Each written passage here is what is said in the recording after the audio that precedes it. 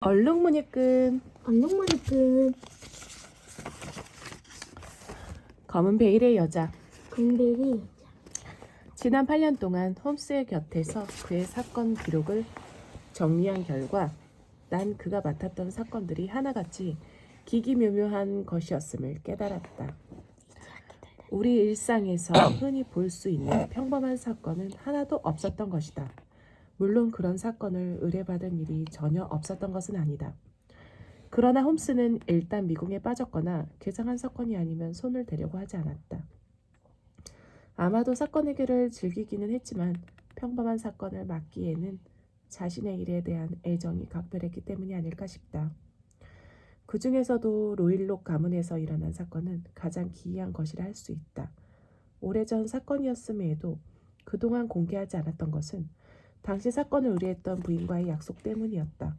그러나 그 부인이 젊은 나이에 세상을 뜬 지금 더 이상 침묵할 이유가 없어졌다. 오히려 진실을 밝히는 것이 더 나으리라고 생각한다. 세간에 떠도는 실제보다 훨씬 고약한 소문을 잠재우기 위해서라도. 그날은 내가 홈스와 교우를 시작한 지 얼마 안 되었던 1884년 봄의 어느 아침이었다. 나는 누군가 흔들어 깨우는 바람에 눈을 떴다. 홈스였다. 난로 위의 시계는 7시 15분을 가리키고 있었다. 늦장 꾸러기인 홈스에게 7시는 평소 같으면 꿈나라에 있어야 할 시간이었다. 그런데 그는 그가 양복까지 말끔하게 갖춰 입고 침대 옆에 서 있었던 것이다. 하지만 난 놀라는 것도 잠깐 내 규칙적인 생활을 방해하는 홈스에게 화가 났다. 홈스, 도대체 이게 이른 아침에 뭐하는 건가? 아직 일어날 시간이 아니란 말일세. 미안하네. 하지만 자네만 그런 게 아니고 오늘 아침 이 집 안에 사람들은 모두 같은 일을 당했다네. 먼저 허드슨 부인이 깼고 허드슨 부인은 나를 깨우고 나는 자네를 깨우고. 말하기 뭐하지만 나 역시 자네와 같은 심정이야. 홈스는 약간 투덜거리는 듯한 투로 말했다. 나는 그제야 자리에서 일어났다. 무슨 일이 있나? 손님이 찾아왔네. 큰 사건을 의뢰하러 온 모양인데 자네가 관심 있어 할 것 같아서 말이야. 큰 사건이라고? 나는 벌떡 일어났다. 잠이 단번에 달아나는 느낌이었다. 서둘러 옷을 입고 있는 나를 보면서 홈스가 말했다. 허드슨 부인 말로는 젊은 여자가 몹시 흥분해서 나를 보자고 한 모양이야. 지금 거실에서 기다리고 있네. 하여간 젊은 여자가 새벽같이 남의 집 문을 두드렸을 때에는 뭔가 급한 사연이 있지 않겠나? 철저하게 논리적 근거를 바탕으로 이루어지는 홈스의 추리는 언제나 직감보다 빨랐다. 그런 과정을 지켜보는 것은 무엇과도 비교할 수 없을 정도로 짜릿했다. 의뢰인을 만나기도 전에 큰 사건이라고 말한 것은 홈스 나름의 추리가 이미 작용했다는 것을 의미했다. 이런 기회를 놓칠 수는 없는 노릇이었다. 거실에는 젊은 여자가 기다리고 있었다. 검은 드레스에 베일까지 들이운 채 창가에 앉아있던 그녀는 우리가 들어가자 의자에서 일어났다. 홈스는 내게 했던 것과는 달리 부드러운 말투로 인사했다. 기다리게 해서 죄송합니다. 제가 셜록 홈스입니다. 그리고 이쪽은 왓슨 박사입니다. 가볍게 목례를 하고 나를 바라보는 그녀는 잠시 주저하는 듯 태도를 보였다.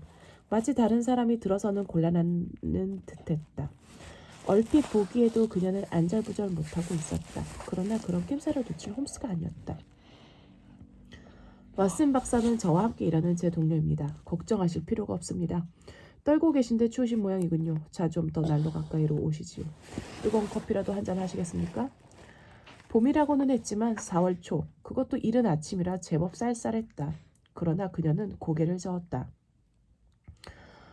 추워서 떠는 게 아니에요.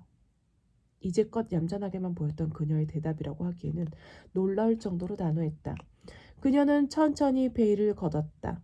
베일 속에서 드러난 그녀 얼굴에 난로 불빛이 작게 일렁였다. 그녀는 용모로 보아서 30대 정도로 짐작되었다. 그러나 얼굴은 초췌하고 수척해 있으며 머리에는 꽤 많은 흰머리가 눈에 들어왔다. 무엇보다 나의 눈길을 끌었던 것은 가련할 정도로 동요하고 있는 그녀의 눈빛이었다. 육식동물에게 쫓기고 있는 초식동물처럼 겁에 질려 있었던 것이다. 해결해 드릴 테니 너무 두려워하지 마십시오. 그나저나 새벽 기차로 오셨으면 무척 일찍 서두르셨을 텐데 힘이 드시면 말씀하십시오. 네? 게다가 역까지 이륜마차를 타고 진창길을 달리셨군요. 여자는 놀란 표정으로 홈스를 바라보았다. 그렇게 놀라실 건 없습니다. 아가씨의 장갑 속에 돌아가실 때 쓰실 기차표가 보이는 데다가 왼쪽 소매에 진흙 자국이 7군데나 있기 때문에 알 수 있었습니다. 그런 식으로 홀기 튀는 것은 이륜마차밖에 없으니까요. 물론 아가씨는 마부 왼쪽 자리에 앉아있을 테고 말입니다. 놀랐군요. 말씀하신 대로 저는 6시 전에 집에서 나와 이륜마차를 타고 레더헤드역으로 갔습니다. 그러고는 월털루행 첫 차를 탔지요. 홈스 씨의 설명 그대로입니다. 홈스의 부드러운 설명은 그녀로 하여금 그를 완전히 신뢰하게 만든 것 같았다. 홈스 씨, 제발 저를 도와주십시오. 제 두려움이 너무 막연해서 주위 사람에게 도움을 청하면 분명히 절 과민하다고 여길 겁니다. 하지만 분명히 위험이 다가오고 있어요. 이대로 가다가 분명히 미쳐버리고 말 거예요. 파리토시 부인에게 홈스 씨에 대한 얘기를 들었을 때 제가 얼마나 기뻤는지 상상도 못하실 겁니다. 저에게 도움을 주실 분은 당신밖에 없습니다. 그런데 초면에 대단히 염치 없는 부탁인 줄 알지만 사례금은 6주 후에 드리면 안 될까요? 비록 지금은 능력이 없지만 그때가 되면 결혼해서 재산을 물려받게 되어 있거든요. 제발 부탁입니다. 파리토시 부인이라면 오팔과 관련된 사건을 의뢰하셨던 분이군요. 어쨌든 비용은 편하실 대로 하십시오. 저에게는 사건을 해결하는 것 자체가 즐거운 일이니까요. 자, 그럼 아가씨를 괴롭히는 것이 무엇인지 자세히 이야기해 주시겠습니까? 홈스 씨, 제가 얼마나 감사하고 있을지 모르실 거예요. 그녀의 얼굴에 처음으로 엷은 미소가 번졌다. 계부.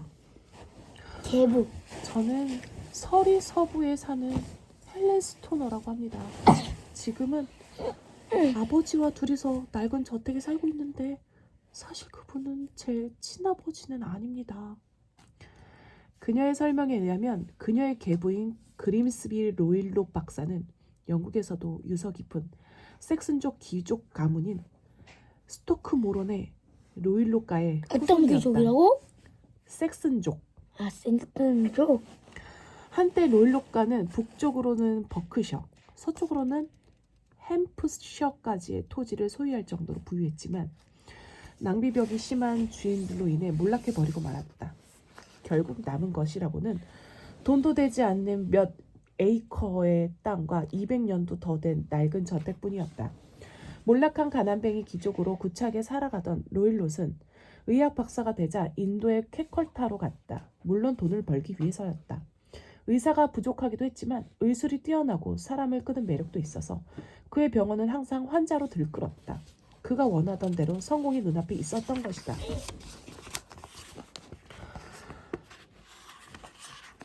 그 무렵에 우리도 인도에서 살았습니다. 우리라면 누구를 말씀하시는 겁니까? 어머니와 저 그리고 쌍둥이 언니 줄리아요. 어머니는 인도에 주둔하는 영국군 소장이셨던 아버지가 병으로 돌아가시는 지금의 아버지인 롤록 박사와 재혼을 하셨죠. 그때 저와 언니는 겨우 2살이었습니다. 그런데 어느 날 집에 도둑이 들자 격분한 새아버지가 인도인 하인을 때려 죽이는 사건이 일어났어요. 다행히 사형은 면했지만 오랫동안 감옥살이를 해야 했지요. 감옥에서 나온 후 인도에서는 더 이상 의사 노릇을 할 수 없었습니다. 결국 우리 모두는 런던으로 돌아와야 했지요. 그런데 귀국한 직후 어머니가 돌아가셨습니다. 그 후로 벌써 8년이나 지났군요. 어머니께 무슨 지병이라도 있으셨나요? 아니에요. 크루 근처에서 사고를 당하셨어요. 철도 사고였죠. 헬런은 고통스러운 듯 긴 한숨을 쉬었다. 어머니께서 돌아가시자 새아버지는 런던에서 병원을 개업하려던 계획을 바꿔서 언니와 저를 데리고 지금 살고 있는 저택으로 이사를 했습니다. 어머니가 많은 유산을 남기고 돌아가셔서 생활의 곤란을 겪지는 않았어요. 그런데 헬런은 잠시 멈추는 듯 싶더니 이내 말을 이어갔다. 새아버지가 완전히 다른 사람처럼 변하기 시작하셨습니다. 언제나 불만이 가득한 얼굴로 집안에 틀어박혀 지냈던 겁니다. 또 어찌다가 밖에 나가기라도 하면 싸움을 하기 일쑤였어요. 특히 우리 영지를 지나가는 사람은 누구라도 할 것 없이 본면을 당해야만 했습니다. 몸집도 좋고 힘까지 세서 맞대응한다는 것도 쉬운 일이 아니었어요. 지난주에도 대장장이를 다리 위에서 강물로 던져버려서 돈으로 겨우 무마시켰답니다.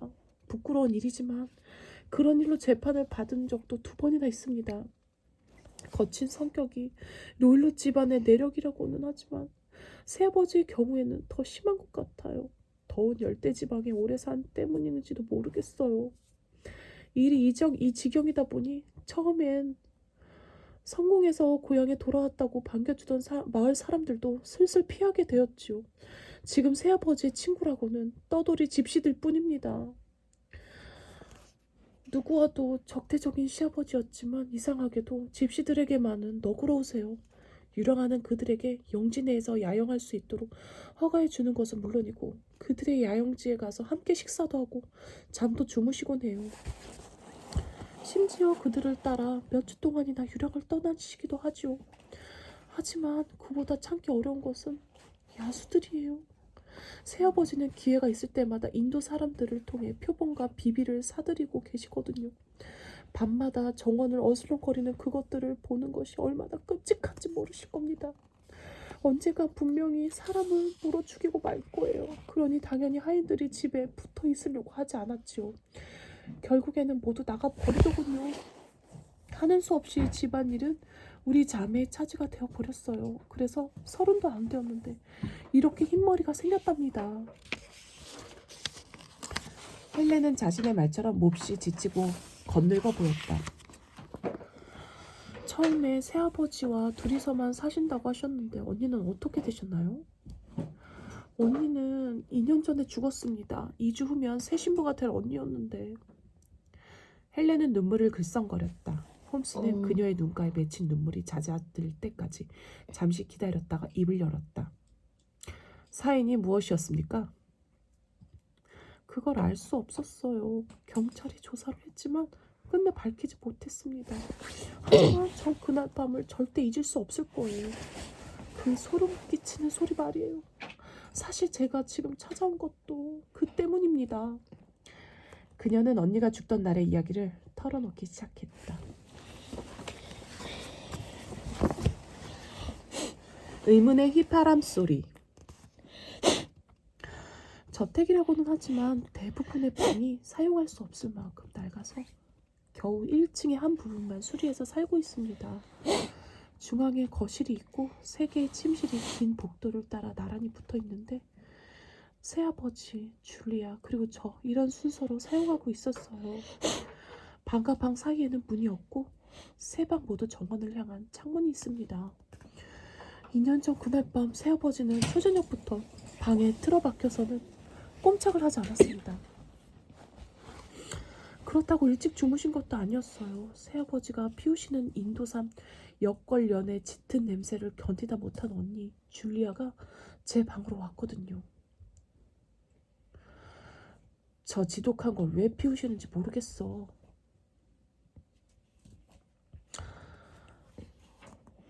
내 방은 괜찮은데 밤도 깊었는데 금방 주무시겠지.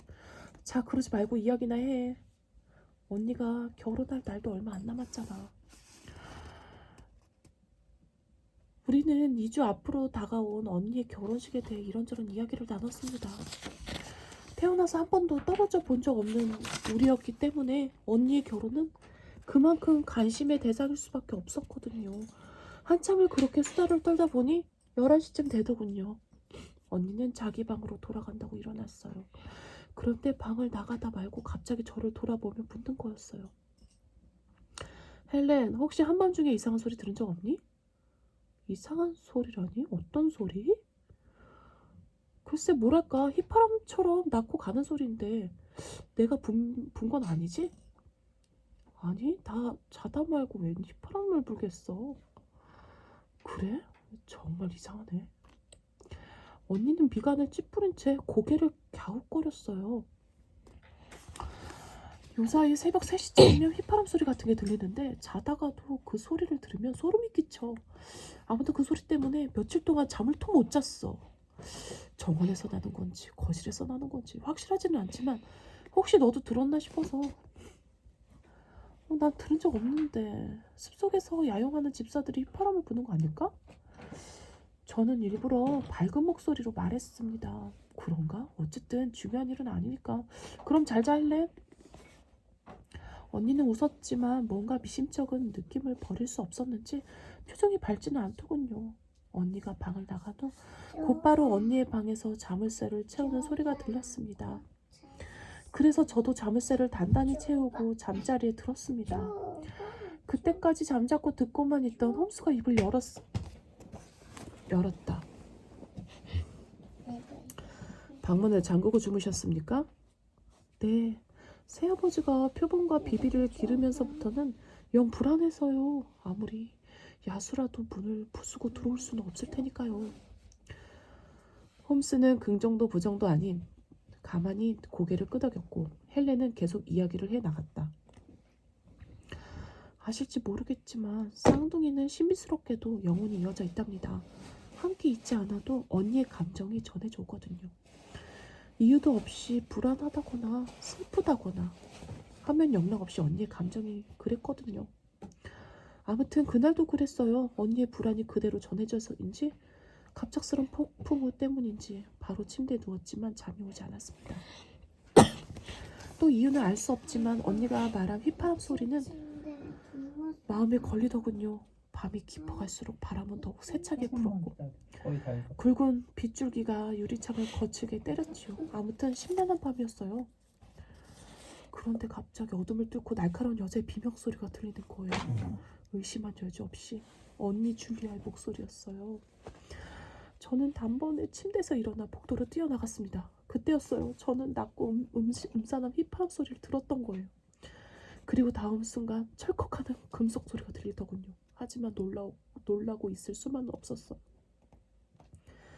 제가 놀란 마음을 진정시킬 여유도 없이 열쇠 돌리는 소리와 함께 언니의 방문이 조용히 열리고 있었거든요. 저는 뭔가가 튀어나올지도 모른다는 상상하면서 겁에 질려 있을 수밖에 없었어요.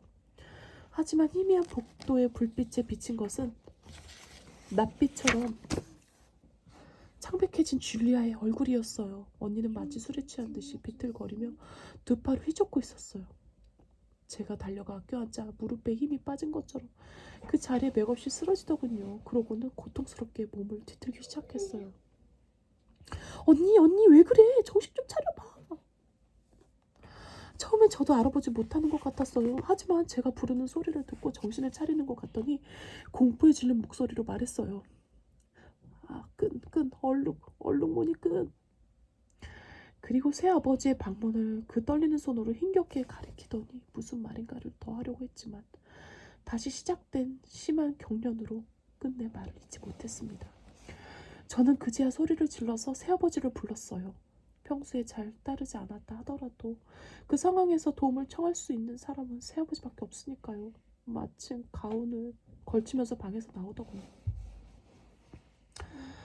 아버지, 언니가 이상해요. 제발. 이게 무슨 일이냐? 줄리아, 정신 차려. 새아버지 로율렛은 줄리아의 입에 브랜디를 흘려 넣은 후 마을의 의사를 불러왔습니다. 하지만 줄리아의 의식은 끝내 돌아오지 않았습니다. 여기까지 말한 헬렌은 흐르는 눈물을 닦기 위해 잠시 말을 멈췄다. 죄송합니다. 줄리아는 저로서는 하나밖에 없는 피부처였기 때문에. 괜찮습니다. 이해합니다. 홈스는 그녀가 진정할 때까지 잠시 기다렸다가 그녀에게 물었다. 언니가 죽던 날 휘파람 소리 말고도 금속성 소리를 들었다고 하셨는데 정확하게 어떤 소리였는지 기억하십니까? 경찰도 같은 것을 물어보더군요. 저는 분명히 들었다고 생각은 하지만 바람이 심하게 분 데다 워낙 집이 낡아서 어딘가 삐걱거리는 소리를 잘못 들은 것인지도 모릅니다. 그날 언니의 옷은 어땠나요? 그리고 뭐 특이한 것은 없었나요? 평소에 늘 입던 잠옷을 입고 있었고 오른손에는 타다 남은 성냥개비를 왼손에는 성냥갑을 쥐고 있었습니다. 언니분께서는 성냥을 켜고 방 안을 살펴봤고 불빛에 비친 그 무언가에 놀라셨던 거로군요. 뭐 좋습니다. 경찰은 뭐라고 하던가요? 처음에 경찰서는 새 아버지를 의심했는지 매우 세밀하게 조사했어요. 그만큼 새 아버지의 악명이 높았기 때문이겠지요. 하지만 끝까지 5만 원 줄게. 방문은 언니가 복도로 나오기 전까지 안으로 잠겨 있었고 일주일. 창의 아니, 덧문에는 일주일은 새 어떻게 빗장이 읽어? 걸려 있었습니다.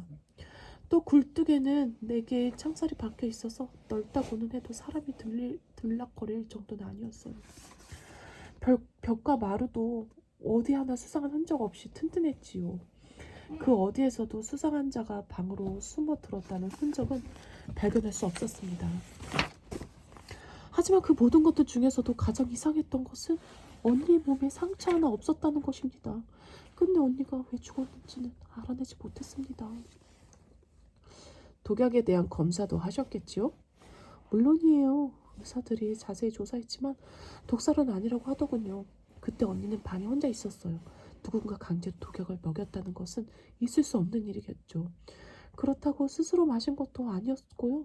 홈스 씨, 제 생각에 언니는 무언가에 충격을 받을 만큼 놀라서 일으킨 신경 발작 때문에 죽은 것 같아요. 그렇게 무서워한 것이 무엇인지 모르겠지만요. 그런데 스토너야, 언니가 말했다던 그 얼룩무늬끈에 대해 뭔가 생각나는 점 없습니까? 홈스는 그녀가 줄리아의 사인에 대한 자신의 추측을 이야기하자 다른 데로 말을 돌렸다. 엄마 머리끈 좀 풀어줘. 하은아, 은이 좀 풀어주세요. 내가? 아니, 하윤아. 의뢰인의 개인적인 생각은 사건 해결에는 머리끈. 별로 도움이 안 된다는 게 평소 홈스의 풀어줘? 생각이었다. 나는 헬렌이 모르게 얼굴을 돌리며 피식 웃었다. 글쎄요, 정신이 이상해져서 한 헛소리가 아닐까 싶어요. 간혹 언니가 집시들이 하는 이상한 무늬의 머리수건을 얼룩무늬라고 했는데 그것과 관계된 것인가도 싶고요. 아무튼 잘 모르겠어요. 그날도 집시들이 숲속에 있었습니까? 네, 몇 사람이라도 항상 있습니다. 홈스는 만족스럽지 못한 듯 고개를 갸웃거렸다. 그렇군요. 하지만 2년이나 지난 지금 줄리아 양의 사건을 조사해달라고 오신 것은 아니겠죠? 헬렌은 무슨 중대한 이야기를 하려는 듯 긴장된 표정으로 머리를 끄덕였다. 물론이에요, 홈스씨. 제가 이렇게 새벽까지 달려온 것은 간밤에 그 기분 나쁜 휘파람 소리를 다시 들었기 때문이에요. 뭐라고요? 홈스의 눈이 빛났다. 그동안은 제가 잘못 들었을지 모른다고 생각했어요. 그런데 바로 어젯밤에 그 소리를 들었어요. 확실히요. 좀 더 자세히 설명해 주십시오. 이틀 전부터 저택의 서쪽 부분을 수리하기 시작했기 때문에 제 방 벽에 구멍이 뚫렸어요. 그래서 하는 수 없이 언니가 쓰던 방에서 자야만 했지요. 시간이 흘렀다고는 하지만 막상 언니가 쓰던 침대에 누우니 잠이 오지 않더군요. 어렸을 때 함께 지내던 언니 생각도 나고 또 그날의 끔찍했던 기억도 나고 해서요. 결국 잠은 자지도 못하고 엎치락뒤치락만 하고 있었습니다. 그런데 갑자기 그 소름 끼치게 음산한 휘파람 소리가 들려왔던 거예요. 언니가 죽기 전에 제 방을 나가며 했던 말이 생각나더군요. 심장이 멎는 것 같았지요. 침대에서 일어나 등불을 켜고 방 안을 둘러봤지만 이상한 점은 발견할 수 없었어요. 하지만 불을 끄면 언니를 죽음으로 몰고 간 그 무언가가 나타날 것만 같았어요. 그래서 옷을 입고 앉아 있다가 동이 트자마자 집을 빠져나와 이곳으로 달려온 것입니다. 헬렌은 이야기를 하는 동안 잠시 사라졌던 공포가 엄습하는지 두 손을 심하게 떨고 있었다. 잘하셨습니다. 그런데 갑자기 집을 수리하게 된 이유가 있습니까? 네, 한 달 후에 있을 제 결혼식 때문입니다. 언니가 죽은 후 지난 2년 동안 저는 이전보다 더 외롭고 쓸쓸하게 살아왔어요. 그 외로움이란 상상할 수도 없을 거예요. 그런데 한 달 전에 오랫동안 교분이 있었던 분에게 청혼을 받았답니다. 새 아버지도 흔쾌히 승낙해 주시더군요. 우리는 날씨가 따뜻해지면 곧바로 결혼식을 올리기로 했지요. 그런데 며칠 전에 새아버지가 집이 워낙 낡고 흉해서 좋은 일을 치르기에는 남의 이목이 걸린다면서 집 수리를 하자고 하시더군요. 낡은 집은 아무래도 좋은 인상을 주지 못할 테니까 저도 반대하지 않았습니다. 처음부터 읽어야지. 읽고 있어. 응. 1장부터 읽고 있잖아. 계부가 공사를 제안하신 겁니까? 네, 어쨌든 제가 여기 온 이유는 다 말씀드렸습니다. 스토너야, 아직 털어놓지 않은 게 있으실 텐데요. 네? 무슨 말씀을 하시는지. 홈스는 대답을 하는 대신 자리에서 몸을 일으켰다. 그러고는 신뢰한다는 짧은 말을 하는 것과 동시에 그녀의 옷소매에 달린 검은 레이스 장식을 걷어 올렸다. 그녀의 하얀 손목에는 사람의 손자국으로 보이는 시퍼런 멍이 또렷하게 남아 있었다. 헬렌은 당황하여 얼굴을 붉혔다. 이건 분명히 누군가가 억센 힘으로 잡거나 비튼 자국입니다. 혹시 평소에 학대를 당하고 계신 건 아닙니까? 그녀는 고개를 숙이고 체념한 듯 깊은 한숨을 쉬었다. 그리고 조용히 레이스를 내려 손목을 가렸다. 새아버지는 원래 거친 분이세요. 단지 당신의 힘이 얼마나 센지 잘 모르시는 것뿐이에요. 홈스는 한 손으로 턱을 괜 채 조용히 타오르고 있는 난로의 불길을 바라보았다. 잠시 동안 무거운 침묵이 흘렀다. 먼저 입을 연 쪽은 홈스였다. 자, 먼저 말씀드릴 것은 우리에게는 지체할 시간적 여유가 없다는 것입니다. 그러나 확실히 해두지 않으면 안 되는 것이 있군요. 스토너야, 오늘 당장 저택의 방들을 둘러볼 수 있을까요? 물론 제가 간다는 것이나 집 안을 둘러본다는 것을 아무도 알아서는 안 됩니다. 계부인 로일로 박사를 포함해서 말입니다. 그런 거라면 염려 마세요. 마침 오늘은 새아버지가 집에 안 계시거든요. 무슨 중요한 볼일이 있어서 런던에 가신다고 하셨으니까요. 나이가 많은 가정부가 하나 있지만 문제 없어요. 기도 어두운 데다가 제가 따돌릴 수 있으니까요. 걱정 안 하셔도 됩니다. 좋습니다. 여보게 왓슨 함께 가는데 이의는 없겠지? 무르나 마나 한 소리였다. 내게 의의가 있을 리 있겠는가? 당연하네. 좋아, 그럼 스토너 양께서는 언제쯤 돌아가실 예정이십니까? 제 생각으로는 먼저 돌아가 계시다가 저희를 맞아주셨으면 좋겠는데 어떻게 하시겠습니까?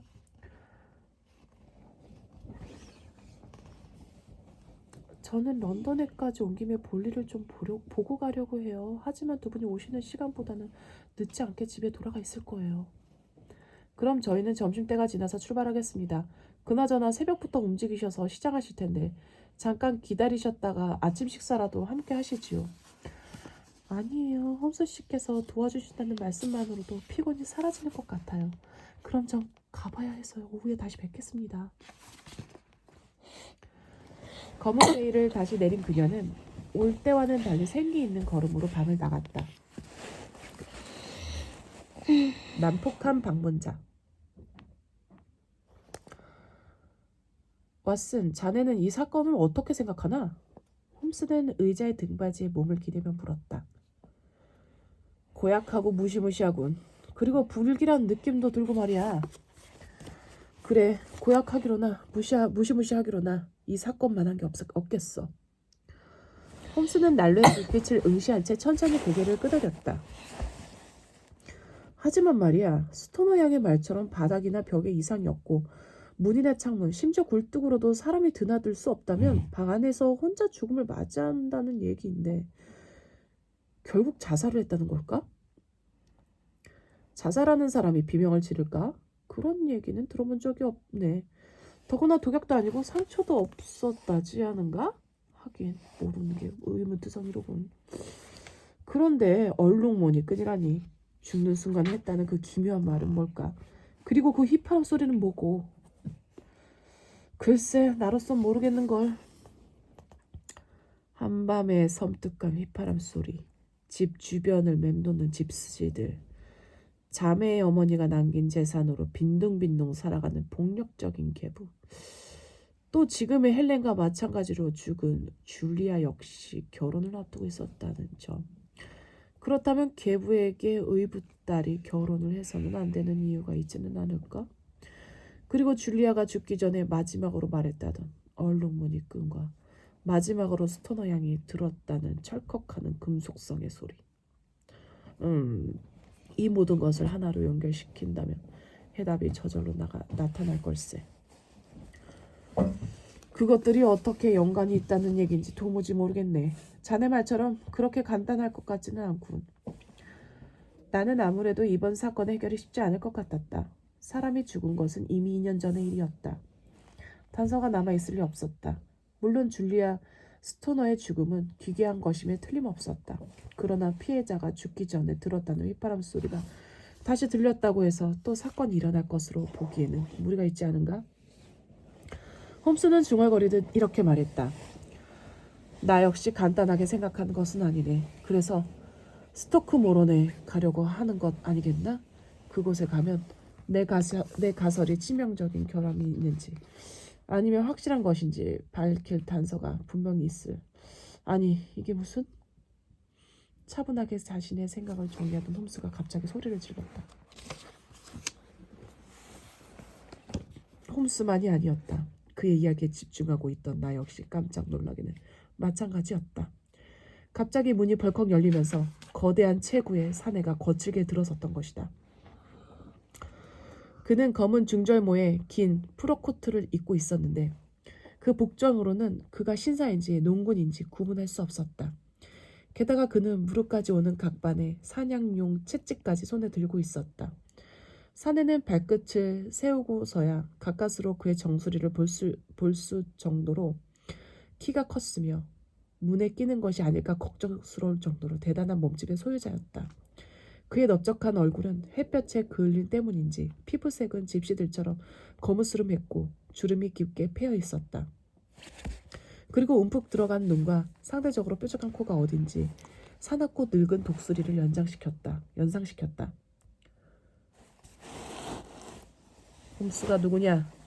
그는 인사도 없이 다짜고짜 홈스를 찾았다. 무례하기 짝이 없었다. 제가 홈스입니다만 선생께서는 누구십니까? 홈스가 차분하게 대답했다. 나는 스토크모론의 그림스비 로일롯이다. 아, 그러십니까? 이쪽으로 앉으시지요. 홈스는 조금도 동의하지 않고 부드러운 태도로 의자를 권했다. 그럴 생각 없다. 헬렌이 여기에 왔었던 것을 알고 있다. 그의 뒤를 밟아왔으니까 숨길 생각은 하지 않는 게 좋아. 대체 그 애가 무슨 말을 짓거리고 간 거냐? 4월인데도 아주 춥군요. 헬렌이 무슨 말을 했냐고 물었지 않냐? 로일록 박사는 성이 나서 있는 대로 고함을 쳤다. 이 추위에도 샤프란이 꽃을 피웠다지요? 그따위 말을 물은 게 아니란 말이야. 빙글빙글 웃으며 딴소리를 하는 홈스의 태도는 로일롯의 화를 돋우기만 했다. 그는 한 걸음 앞으로 다가서더니 위협적으로 채찍을 휘둘렀다. 그러나 홈스는 아무렇지도 않은데 빙글에 웃기만 했다. 그래, 언젠간 내 얘기를 들은 적이 있다. 역시 소문대로 대먹지 못했군. 로일롯은 험상궂은 얼굴로 홈스를 노려봤다. 그러나 나의 친구는 여전히 즐거운 얼굴이었다. 그럴수록 로일롯의 목소리는 더욱 커져만 갔다. 참견을 좋아하는 간석군에다 시건방진 경찰 끈앞을. 홈스가 큰 소리로 웃음을 터뜨렸다. 박사님께서는 말을 재밌게 하시는군요. 의외였습니다. 나가실 때는 문을 꼭 닫아주십시오. 이 집은 외풍이 심하거든요. 나가지 말라고 잡아도 나갈 참이다. 하지만 한 가지 경고하는데 내 집안일에 함부로 참견하지 않는 게 좋을 거다. 만약 그랬다가는 무사하지 못할 줄 알아라. 이렇게 해놓을 테니. 롤록 박사는 두 눈을 희번덕거리며 부젓가락을 움켜쥐고는 그 검고 투박한 손으로 단숨에 구부러뜨렸다. 그러고는 우리 눈앞에서 몇 번을 휘두르다가 바닥에 내동댕이 치고는 들어올 때와 마찬가지로 거치게 밖으로 나가버렸다. 새로 된 부젓가락을 엿가락처럼 휘어버리다니 대단한 완력이군. 내가 바닥에 내동댕이 쳐진 부젓가락을 보며 기가 차다는 투로 말하는 동안에도 홈스는 여전히 유쾌하게 웃고 있었다. 재미있는 양반이야. 하지만 저자가 조금만 더 머물렀더라면 나도 좋은 걸 보여줬을 텐데 안타깝군. 이렇게 말하며 홈스는 부젓가락을 집어서 가볍게 힘을 주더니 먼저대로 펴놓았다. 힘이란 체격하고 반드시 비례하는 것은 아니거든. 사실 홈스는 많은 편에 속했다. 그러니 덩치가 커다란 로일롯이 만만하게 본 것은 어쩌면 당연한 일이었다. 그러나 홈스는 전쟁터에 갔다 온 나보다도 힘이 셌다. 만약에 로일롯이 다시 펴진 부젓가락을 봤다면 어떤 표정을 지었을지 나로서는 궁금했지만 그걸 확인할 방법은 없었다. 나를 경찰 따위의 끈앞으로 여기다니 이거 유감인걸. 그나저나 저런 불안당이 스토너 양의 뒤를 쫓고 있으니 방심할 수 없겠어. 왓슨, 나는 자료 조사차 관청에 갔다 올 테니까 그동안 자네는 바로 떠날 수 있도록 외출 준비를 해주게. 한시가 급해. 그는 내 대답을 기다리지도 않고 밖으로 나갔다. 홈스는 사건을 맡으면 무조건 행동을 개시하는 것 같지만 사실 그렇지 않았다. 그는 언제나 경찰이 놓친 것을 꼼꼼히 조사하고 신중에 신중을 거듭하여 추리했다. 단지 심사숙고한 결론을 바탕으로 정신 차리지 못할 정도로 빠르게 해결을 볼 뿐이었다. 홈스가 돌아온 것은 점심때가 지나서였다. 뭔가 도움이 될 만한 걸 알아냈나? 아주 결정적인 단서를 찾아냈지. 그는 글씨와 숫자가 빼곡하게 적힌 푸른색 종이를 흔들어 보였다. 죽은 스터너 부인, 그러니까 헬렌 양의 어머니가 남긴 유언장을 열람하고 왔다네. 그 부인, 상당한 재산가였어. 사망 당시에 연수입이 1,000파운드나 되었더군. 농작물 가격이 폭락하는 바람에 지금은 750파운드밖에 안 되지만 말일세.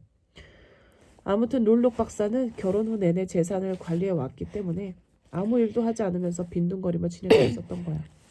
그런데 부인의 유언에 따르면 딸들은 결혼과 동시에 각자 1년에 250파운드씩을 받을 수 있었어. 그러니 두 딸 중 하나라도 결혼하게 되면 그로서는 이만저만한 타격이 아니었겠지.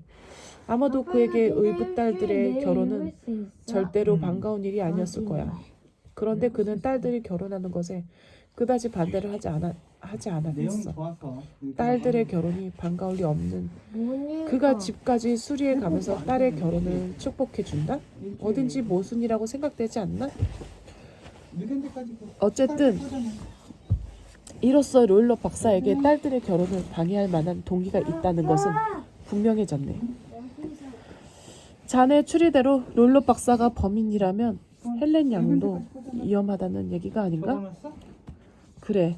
그래서 조금도 지체할 여유가 없는 거야. 게다가 그 괴물이 그 아가씨 뒤를 쫓고 있는 데다가 우리가 개입된 것까지 알고 있어. 그러니 범행을 서두르는 것이 분명해. 자네 외출 준비는 다 해놨나? 물론이네. 당장이라도 출발할 수 있어. 아, 잊지 말고 권총을 가지고 가게. 엘리 2호를 가지고 가는 게 좋겠군. 새를 엿가락처럼 다루는 괴물을 상대해야 하니까 말이야. 황폐한 저택. 마차를 불러 워털루 역으로 간 우리는 마침 출발하는 레더헤드행 기차를 탈 수 있었다. 레더헤드는 워털루 역에서 1시간 거리였다. 내 친구와 나는 레더헤드에서 다시 이른 마차로 7, 8km쯤 달린 후에야 목적지에 닿을 수 있었다. 그 마을은 조용하고 경치가 좋았다. 마침 날씨도 매우 좋아서 이른 마차로 달릴 때는 소풍이라도 나온 것만 같았다. 태양은 눈부시게 빛났고 푸른 하늘에는 탐스러운 흰 구름이 둥실 떠 있었다. 길가의 나무에는 연두빛 새싹이 돋아나고 있었고 지나가는 바람엔 향긋한 흙 냄새가 섞여 있었다. 정말이지 대기는 상쾌하기가 이를 데 없었다. 사건만 아니면 봄 기운으로 가득 찬 이 마을이 한층 더 아름답게 보였을 것이다. 그러나 나는 곧 일어날지도 모르는 고약한 범죄를 앞두고 마냥 봄 기운에 취해 있을 수는 없었다. 마을이 아름다울수록 내가 느끼는 이질감은 자꾸만 더해갔다. 홈스는 모자를 눈까지 눌러쓰고 팔짱을 낀 채 마부 옆자리에 깊숙이 기대 앉아 조용히 생각에 잠겨 있었지. 그런데 그가 몸을 벌떡 일으키더니 내 어깨를 두드리며 손가락으로 초지 너머의 어느 곳인가를 가리켰다.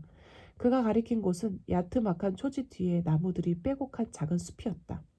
아니 정확히 말하면 그 나무들의 가지 위로 솟아있는 어느 저택의 지붕이었다. 저것 좀 보게. 무척 오래된 저택 아닌가? 아닌 게 아니라 잿빛으로 퇴색한 뾰족 지붕이 한눈에도 무척 낡아 보였다. 아, 저곳은 그림스비 로일록 박사의 저택인데 이 지역에서 가장 오래된 건물이랍니다. 마부가 아는 척을 하며 끼어들었다. 아, 그런가? 마침 잘 됐군. 우리는 건축가들인데 저택 수리 때문에 온 것이거든. 우리를 저 저택으로 데려다 주겠나? 내 친구는 천연덕스럽게 거짓말을 했다. 그러셨군요. 스모크 모론으로 가시려면 여기서 걸어가는 편이 훨씬 더 빠릅니다. 저기 한 숙녀분이 걸어오는 게 보이시지요? 저 오솔길로 가시면 바로 저택입니다. 홈스는 고맙다는 인사와 함께 마차 싹스를 치르고 나서 가볍게 뛰어내렸다. 우리를 내려준 뒤 마차는 레더헤드로 되돌아갔다. 저 앞에 오는 숙녀분은 아무래도 스토너 양 같군. 홈스는 눈이 부신지 손을 들어 햇빛을 가리며 말했다. 왓슨, 내가 왜 마부에게 건축가라고 했는지 알겠나? 우리는 저택으로 가는 오솔길을 향해 걸었다. 글쎄, 조용한 시골에 낯선 사람이 등장하면 사람들의 이목을 끄는 법이지. 하지만 우리가 건축가라고 하면 시끄러운 소문이 나지는 않을 걸세. 아무튼 여기는 적진이니까 말이야. 매사에 조심할 필요가 있어.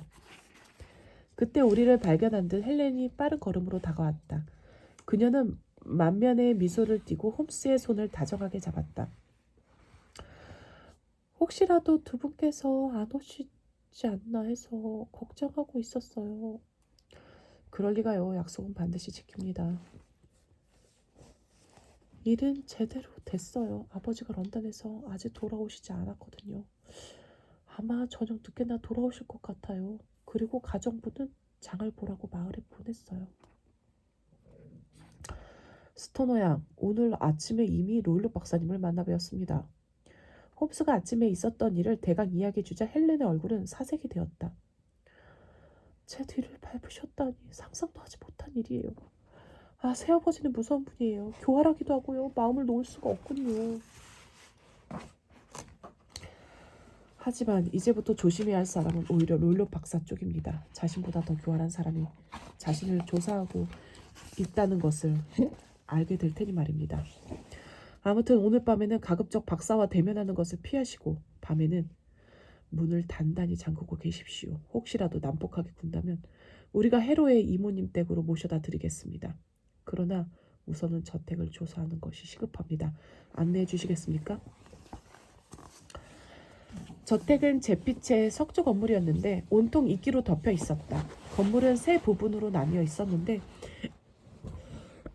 가운데 부분이 높았고 그 양쪽으로 개의 집게발 모양의 나지막한 건물이 붙어 있었다.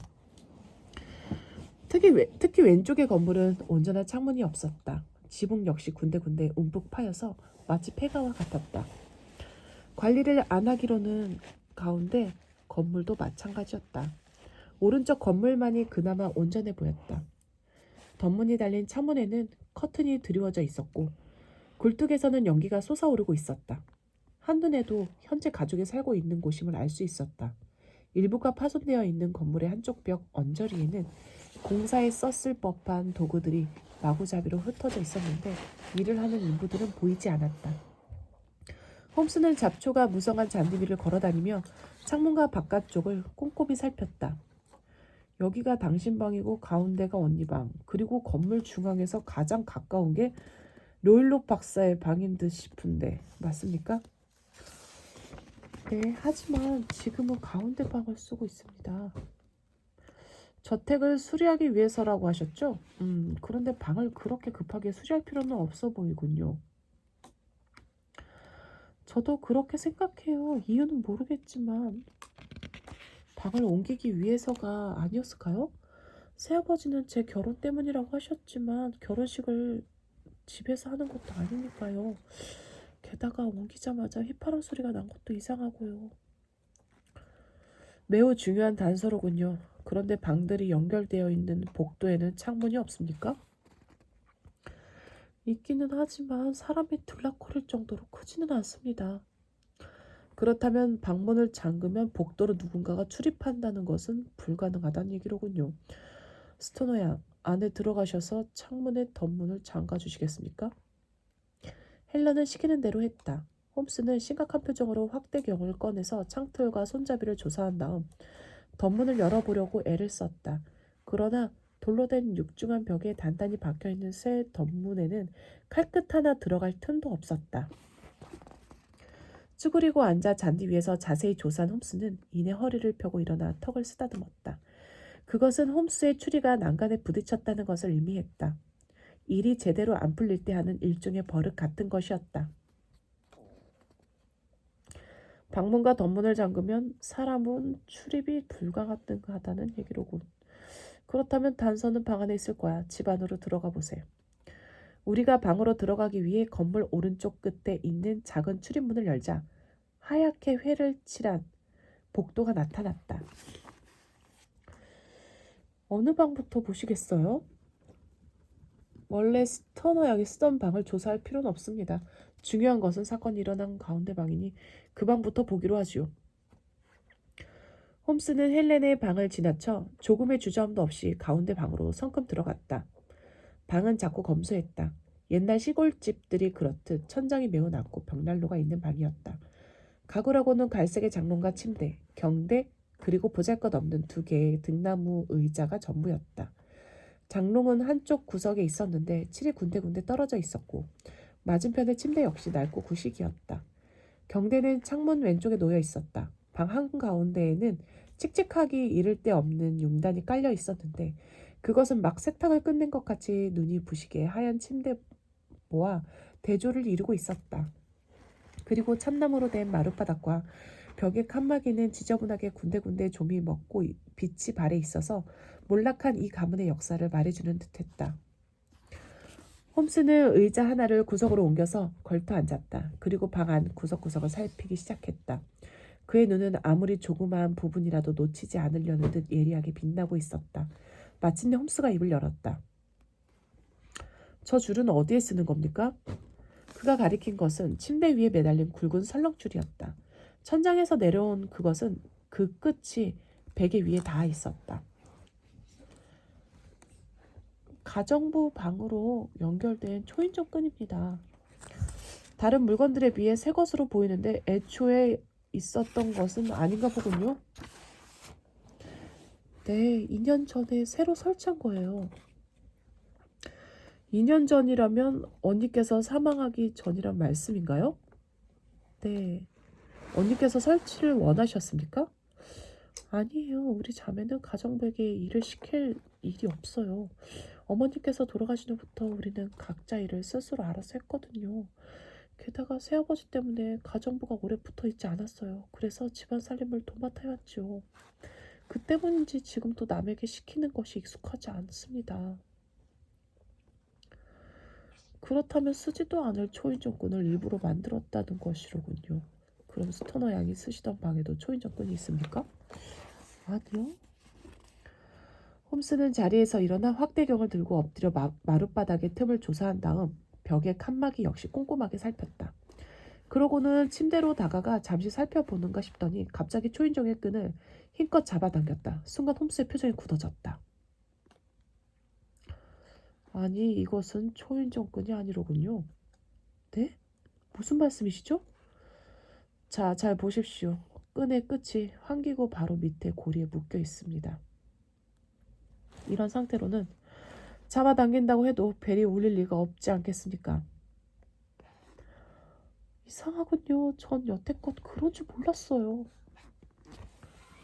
이상한 건 이것뿐이 아닙니다. 환기구란 건 보통 바깥쪽을 향하게 마련인데 이건 옆방으로 통해 있군요. 이 집을 만든 건축가의 능력이 의심스러운데요. 혹시 초인종을 만들 때 새로 뚫은 건가요? 맞아요. 그것 말고도 몇 군데 간단한 보수 공사를 했어요. 벨도 없는 모양뿐인 초인종에 옆방과 연결된 환기구라.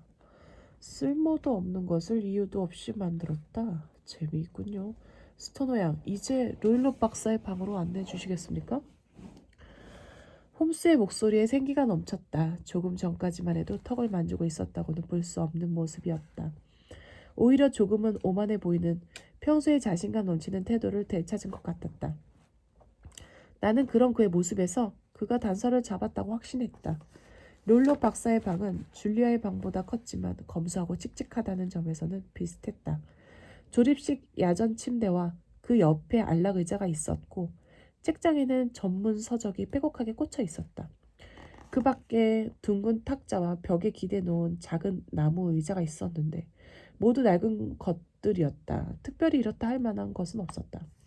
다만 여느 집과 다른 것이 있다면 커다란 철제 금고가 있다는 정도였다. 내가 그랬듯이 홈스 역시 그 금고에 먼저 관심을 보였다. 스토너 양, 이 안에 무엇이 들어있는지 아십니까? 홈스는 금고를 툭툭 두드리며 헬렌을 바라보았다. 몇 달 전에 단 한 번 보았는데 서류가 가득 들어있었어요. 그럼 최근에는 보신 적이 없으시단 말씀이신가요? 네. 혹시 고양이를 기르십니까? 아니요. 새아버지는 평범한 동물은 좋아하지 않으시거든요. 표범과 비비는 있지만 고양이는 없어요. 전에 설마 그 금고 안에 고양이가 들어있다고 생각하는 건 아니겠지? 듣다 못한 내가 한마디를 거들었다. 헬렌은 설마하는 눈으로 나와 홈스를 번갈아 쳐다보았다. 홈스는 대답 대신 무언가를 들어 우리 눈앞에 내밀었다. 그것은 금고 위에 있던 조그만 우유 접시였다. 스토너 양, 표범에게 우유를 먹이기에는 지나치게 작은 접시라고 생각하지 않습니까?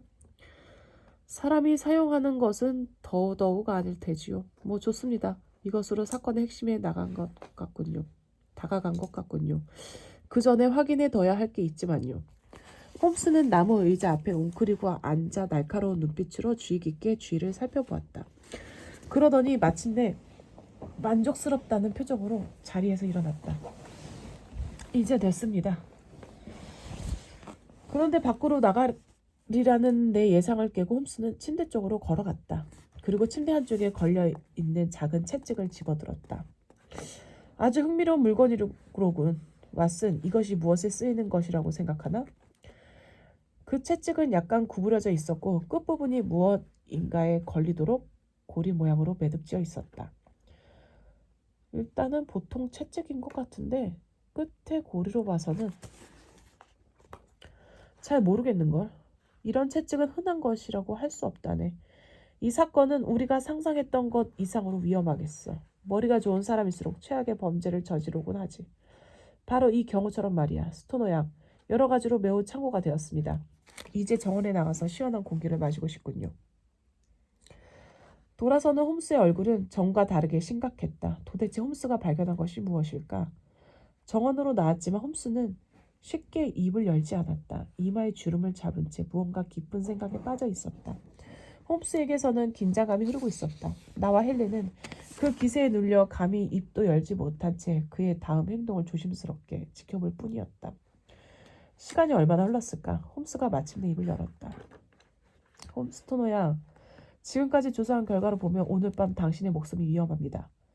헬렌은 새파랗게 질려서 대답도 하지 못했다.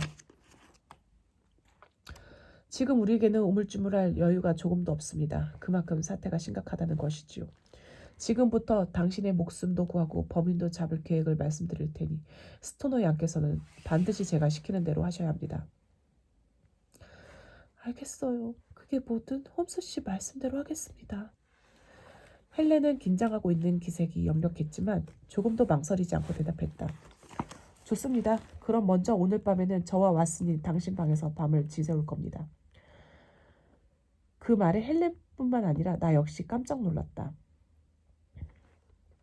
하지만 밤이 되기 전까지는 근처 여인숙에 있겠습니다. 가장 가까운 여인숙을 알려주시겠습니까? 저쪽에 보이는 크라운 여인숙이에요. 그곳에서 당신 방 창문이 보일까요? 네, 보일 거예요. 잘 됐군요, 스토너 양. 롤로 박사가 돌아오면 당신은 두통을 핑계로 방으로 들어가 꼼짝하지 마십시오. 그리고 박사가 자기 방에 들어가는 소리가 들리면 당신 방의 덧문을 열고 창틀에 등불을 놓아두십시오. 일종의 신호인 셈이지요. 그런 다음 조용히 빠져나와 원래 당신의 방으로 가십시오. 수리 중이라고 해도 하룻밤 지내기에는 큰 지장이 없을 겁니다. 하지만 절대로 박사가 알아채서는 안 됩니다. 절대로 말입니다. 그 다음 뒷일은 우리에게 맡기시면 됩니다. 아시겠지요? 네, 그 정도는 문제 없어요. 꼭 그렇게 할게요. 그런데 두 분은 어떻게 하실 건가요? 신호를 보내면 바로 가운데 방으로 몰래 숨어들겠습니다. 그리고 밤을 새면서 그 괴상한 휘파람 소리의 정체를 찾아낼 작정입니다. 홈스는 자신만만했다. 홈스 씨, 벌써 범인 누구인지 알고 계시는 건가요? 그렇다면 언니가 왜 죽었는지도 알고 계시는 거지요? 제 생각대로 정말로 무언가에 놀라서 신경 발작으로 죽은 건가요? 홈스 씨, 제발 알려주세요. 모든 것이 좀 더 분명해질 때까지는 말씀드리지 않는 게 좋을 것 같습니다. 하지만 스토너 양, 생각대로 신경 발작이 사망의 원인은 아닌 것 같군요. 스토너 양, 이 계획에는 한치의 실수도 없어야 합니다. 그만큼 당신의 역할이 중요합니다. 진정하시고 용기를 내십시오. 제 말씀대로만 하시면 안전할 겁니다. 그럼 우린 일단 크라운 여인숙에 가 있겠습니다. 지금 박사의 눈에 띄기라도 한다면 큰 낭패가 아닐 수 없으니까요. 사건의 단서. 우리는 운이 좋았다. 크라운 여인숙은 깨끗한 곳이라고 하기엔 무리가 있었지만 그건 아무래도 좋았다. 스토크모런 저택의 대문과 각 방의 창문이 바로 보이는 2층의 객실을 빌릴 수 있었던 것이다. 땅거미가 질 무렵 마차를 탄 롤루 박사가 대문을 들어서는 것이 보였다. 드디어 우리의 주인공께서 돌아오셨군. 아래를 내려다보고 있던 홉스가 말했다. 거대한 박사의 몸집에 비해 마차를 몰고 있던 어린 마부의 몸집은 왜소하게 그지없었다. 룰롯은 소년이 무거운 철제 대문을 여느라고 시간을 지체하자 고함을 지르며 주먹을 휘둘렀다. 기운도 좋군. 하루 종일 성만 내고도 저렇게 건장하다니. 홈스는 얼굴까지 찌푸리며 빈정거리듯 말했다. 잠시 후 숲 사이로 불빛이 새어나왔다. 저택의 거실에 불이 켜졌던 것이다.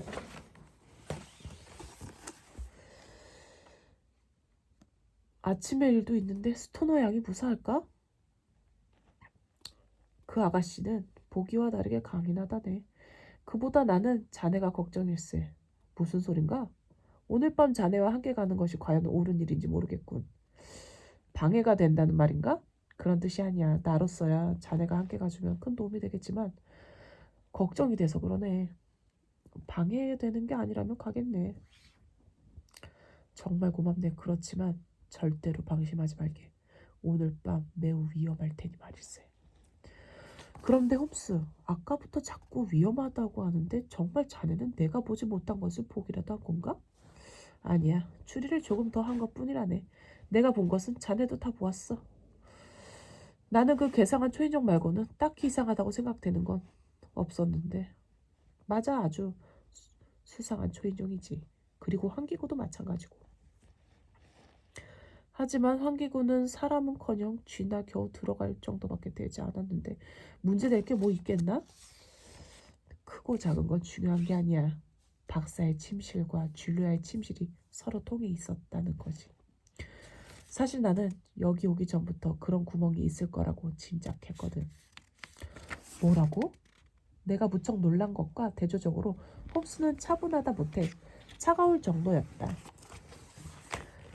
자네도 기억할 걸세. 오늘 아침 스토너 양의 줄리아가 로일로 박사의 역관련 냄새를 피해 자신의 방으로 왔었다고 한 건 말일세. 이건 말이야. 바로 박사의 방과 줄리아의 방이 통해 있었다는 걸 의미한다네. 쉽게 눈에 띄지 않는 작은 구멍이었을 것이 분명했지. 경찰이 무심히 지나칠 정도로 작은 구멍 말일세. 큰 통로였다면 경찰이 바로 바보가 아닌 다음에야 사건을 해결했겠지만. 그렇지만 작은 연결 통로가 있다는 게 왜 중요한지 아직 난 모르겠네. 이유도 없이 쓸모없는 환기구와 초인종끈을 만든 후 바로 그 방에서 건장하던 한 여성이 죽었네. 우연이라고 하기에는 절묘한 일치라고 생각되지 않나? 침대에 해놓은 이상한 짓과 더불어서 말이야. 침대? 이상한 짓이라니? 자네는 보지 못했나? 침대를 옮길 수 없도록 침대 다리를 바닥에 고정시켜 놨더군. 그것은 침대가 환기구와 초인종끈 아래에 꼭 위치해야만 하는 이유가 있었다는 거지. 그 누군가에게는 말이야. 그때서야 내 머리에 스치고 지나는 것이 있었다. 나는 나도 모르게 소리를 질렀다. 홈스, 이제야 자네 생각을 알겠어. 정말 끔찍한 범죄로군. 자네에게는 미안한 말이지만 의사들은 마음만 먹으면 1급 범죄를 저지를 수 있다네. 영리한 데다가 담력이나 지식면에서 뛰어나니까 말일세. 게다가 성격까지 삐뚤어져 있다면 무슨 말이 더 필요하겠나. 이 경우처럼 말이야. 그러나 우리가 알아낸 이상 확실한 증거를 잡아 그를 붙잡는 일만 남았네. 왓슨, 오늘 밤 끔찍한 일을 많이 겪게 될 테니 지금은 담배나 피우면서 쉬도록 하세.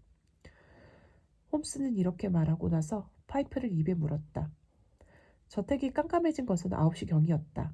침실의 커튼 사이로 불빛이 희미하게 비칠 뿐 저택은 완전히 어둠에 묻혀버렸다. 나는 일순 긴장을 했다. 그러나 애초에 내 예상과는 달리 신호를 하기로 한 등불은 쉽게 켜지지 않았다. 시계는 어느덧 11시를 넘어서고 있었다. 갑자기 내 눈에 불빛이 들어왔다. 등불이다. 가운데 방이야. 드디어 신호가 왔군. 왓슨, 권총을 꼭 챙기게. 우리는 단단히 준비를 하고 여인숙을 나섰다. 여인숙을 나오면서 주인에게 갑작스럽게 친지를 방문하게 되었다는 거짓말을 몇 마디 한 것을 제외하고는 홈스는 저택에 도착할 때까지 입을 일자로 굳게 닫고 있었다. 벌레 소리도 들리지 않는 고요한 밤이었다. 우리는 반짝이는 등불을 길잡이 삼아 칠흑같이 어두운 숲길을 더듬어 나갔다. 서늘한 밤바람이 얼굴을 스치고 지나갔다. 얼룩무늬 끈의 정체. 허물어진 채 방치되어 있는 낡은 담 덕분에 영지로 들어가는 것은 어렵지 않았다. 우리는 숲과 잔디밭을 지나 가운데 방의 창문 앞에 도착했다. 약속한 대로 창문이 열려 있었다. 홈스와 나는 약속이나 한 듯 창을 통해 방으로 들어가려고 창틀에 매달렸다. 그런데 그 순간 우리는 하마터면 비명을 지를 뻔했다. 바로 옆에 월계수 그늘에서 흉측한 꼽추 형상의 무언가가 갑자기 튀어나왔던 것이다. 어린아이의 몸집 정도인 그것은 잔디 위로 털썩 몸을 던졌다가 날쌔게 어둠 속으로 사라져버렸다. 저거 봤나? 내가 놀랄 만큼 홈스도 놀란 모양이었다. 반사적으로 내 손목을 꼭 붙잡았던 것이다. 정체를 확인한 홈스가 내 귀에 속삭이면서 낮은 소리로 웃었다. 저건 비비라네. 정말 기괴한 집이야. 하여간 표범이 아닌 게 천만다행이로군. 나는 그때서야 표범과 비비를 놓아 기르고 있다는 말이 생각났다. 우물쭈물하다가는 표범의 야참이 될지도 모를 일이었다. 우리는 구두를 벗고 재빨리 창문을 뛰어넘었다. 홈스는 소리가 나지 않게 덧문을 닫고 등불을 탁자 위에 옮겨 놓은 후 방 안을 둘러보았다. 방은 낮에 보았던 그대로였다. 그는 내 곁으로 살그머니 다가오더니 겨우 들을 수 있는 목소리로 속삭였다. 조그만 소리라도 내서는 안 되네. 옆방의 박사가 눈치를 채면 모든 게 어사가 될 테니까 말이야. 나는 말 대신 고개를 끄덕였다. 환기구를 통해 불빛이 셀 수 있으니까 등불을 끌 걸세. 박사가 헬렌이 잔다고 생각해야 하거든. 왓슨, 지루해도 절대로 잠들면 안 되네. 목숨이 위험해질 수도 있어. 그리고 만일을 위해 권총을 들고 있는 게 낫겠네. 자, 이제 나는 침대에 앉아 있을 테니 자넨 그 의자에 앉아 있게. 나는 그가 시키는 대로 권총을 들었다. 홈스는 미리 준비해온 가늘고 긴 지팡이와 성냥과 초를 나란히 침대 위에 올려놓았다. 마침내 등불이 꺼졌다. 이제 방 안은 한 치 앞도 보이지 않았다. 바로 코앞에 내 친구가 눈을 똑바로 뜨고 앉아 있다는 것이 믿어지지 않을 정도였다. 그의 숨소리조차 들리지 않았다. 때때로 새의 지저귀과 고양이 울음소리 같은 게 들릴 뿐이었다. 표범일 것이 분명했다. 나는 또 한 번 가슴을 쓸어내리지 않을 수 없었다. 어두워서 시계를 볼 수는 없었지만 멀리에 있는 교회 종이 15분마다 울리고 있어서 대략 시간을 짐작할 수 있었다. 내 일생에서 가장 긴 15분이 될 것 같았다. 시간은 숨이 막힐 정도로 더디게 흘렀다. 어둠 속에서 계속 긴장하고 있다는 것은 상상 외의 고된 일이었던 것이다. 12시가 지났고 1시, 2시도 지났다. 교회 종소리가 3시를 알린 뒤에도 우리는 여전히 일어날 무엇인가를 묵묵히 기다렸다. 순간 환기구에서 성광이 일어났다. 그리고 기름 타는 냄새가 이어졌다. 옆방에서 석유 램프에 불을 붙인 모양이었다. 잠시 후 희미하게 사람이 움직이는 기척이 나더니 이내 잠잠해졌다. 그러나 냄새는 점점 강하게 풍겼다. 나는 옆방의 움직임에 촉각을 곤두세웠다. 옆방에서 다시 소리가 난 것은 그로부터 30분가량 지났을 때였다. 마치 불에 올려놓은 불주전자가 수증기를 뿜어내는 것처럼 슉슉 하는 소리였다. 정체를 알 수 없는 그 소리, 점점 가깝게 들려오고 있었다. 그 순간 성냥불이 켜지면서 지팡이로 초인종 끈을 사정없이 내려치고 있는 홈스가 보였다. 왓슨, 보았나? 홈스가 격양된 목소리로 외쳤다. 그러나 나는 아무것도 보지 못했다. 대신 낮고 음산한 휘파람 소리를 들었다. 마치 악마와 싸우고 있는 듯 홈스의 얼굴은 무섭도록 창백했다. 지팡이를 휘두르는 것을 멈춘 그는 공포와 혐오로 가득 찬 표정으로 환기 구멍을 노려보았다. 바로 그때였다. 밤의 정막을 뚫고 일찍이 들어온 본 일이 없는 처절한 비명이 들려왔다. 나는 심장이 얼어붙는 것 같았다. 공포와 분노가 범벅이 된 그 끔찍한 비명은 점점 커졌고 마침내 온 마을을 깨우고야 말았다. 나중에 안 사실이지만 비명은 멀리 떨어진 사제관까지 들렸다고 한다. 마을 사람들이 난데없는 소리에 놀라 잠을 깬 것은 두말할 나위도 없었다. 홈스와 나는 얼굴을 마주 본 채 멍하게 서 있었다. 비명은 점차 고통스러운 신음소리를 변하고 있었다. 그리고 마침내 신음소리도 사라졌다.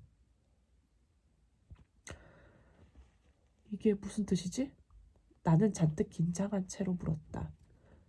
사건이 해결됐다는 뜻이라네. 결과가 이렇게까지 될 줄은 예상하지 못했지만 말이야. 자, 그럼 룰로 박사의 방으로 가볼까? 권총을 잊지 말게. 홈스는 심각한 표정으로 촛불을 켜들고 앞장섰다. 방문을 두드렸지만 안에서는 대답이 없었다. 홈스는 주저없이 문을 열고 안으로 들어갔다. 나도 권총을 꽉 쥐고 그의 뒤를 따랐다. 제일 먼저 눈에 띈 것은 석유 램프였는데 그것은 반쯤 열린 철제 금고를 비추고 있었다. 롤로 박사는 둥근 탁자 옆에 있는 나무 의자에 가운을 걸친 채 앉아 있었다. 가운 밑으로 붉은 슬리퍼를 신고 있는 것이 보였다. 무릎 위에는 낮에 본 가죽 채찍이 놓여 있었다.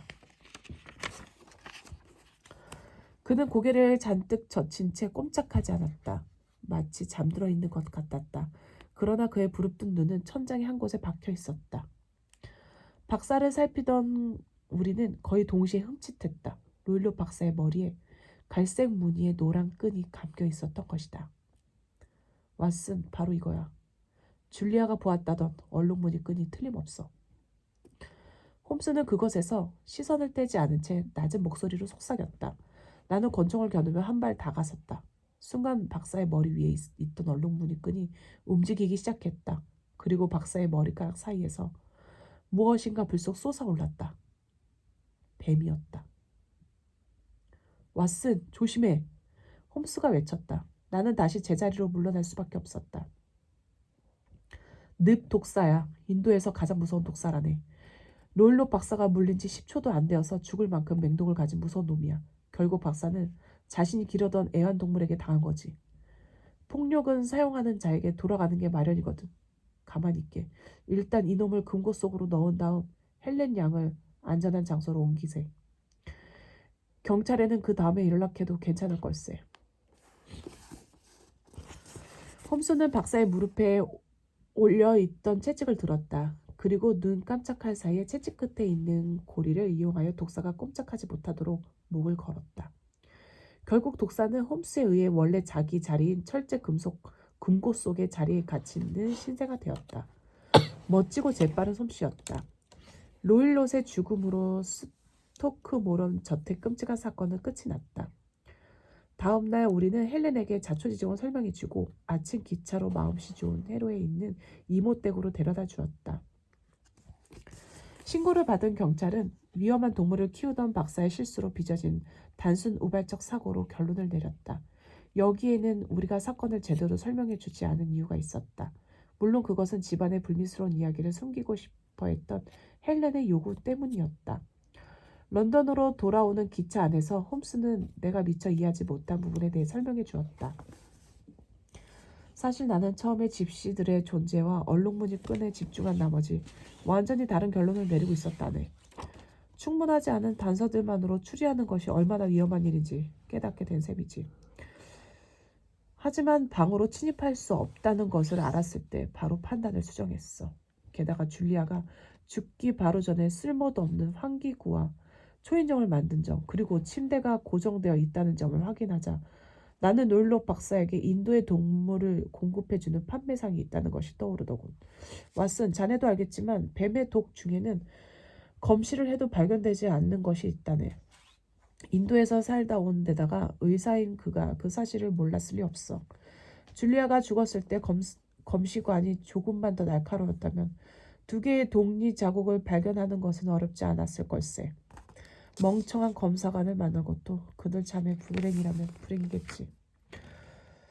그럼 그 이상한 휘파람 소리는 뭔가? 그거야 박사가 줄리아 방으로 간 뱀을 다시 불러들이기 위한 신호였네. 그는 우리가 방에서 본 작은 우유 접시를 가지고 휘파람을 불면 돌아오도록 훈련했을 거야. 또 내가 박사의 방에 갔을 때 탁자 옆에 있던 나무 의자를 한참 보았던 거 기억하나? 의자 위에 사람이 올라섰던 흔적이 있었더군. 바로 뱀을 천장에 있는 환기구로 올려놓기 위해 사용했던 거지. 게다가 고리가 달린 채찍과 금고를 보자 확신이 서더군. 스토너 양이 들었다는 금속 부딪히는 소리는 뱀을 금고에 넣고 급하게 닫는 소리였을 거야. 어쨌든 예상은 했지만 막상 불을 켜고 뱀을 보니 적잖이 당황되더군. 당황한 쪽은 오히려 뱀이 아니겠나? 자네에게 후대게 얻어맞고 자신의 주인을 물었으니까 말이야. 하긴 그렇군. 뱀은 공격을 당하면 본성적으로 제일 먼저 본 사람에게 달려든다고 하더군. 결국 의도한 것은 아니지만 내가 롤록 박사가 죽게 된 원인을 제공한 셈이지. 하지만 양심의 가책은 느껴지지 않네. 결국 인과응보 아니겠나? 홈스의 얼굴에 잠시 어두운 빛이 스쳐 지나갔다. 마침 기차가 서서히 플랫폼에 들어서고 있었다. 끝.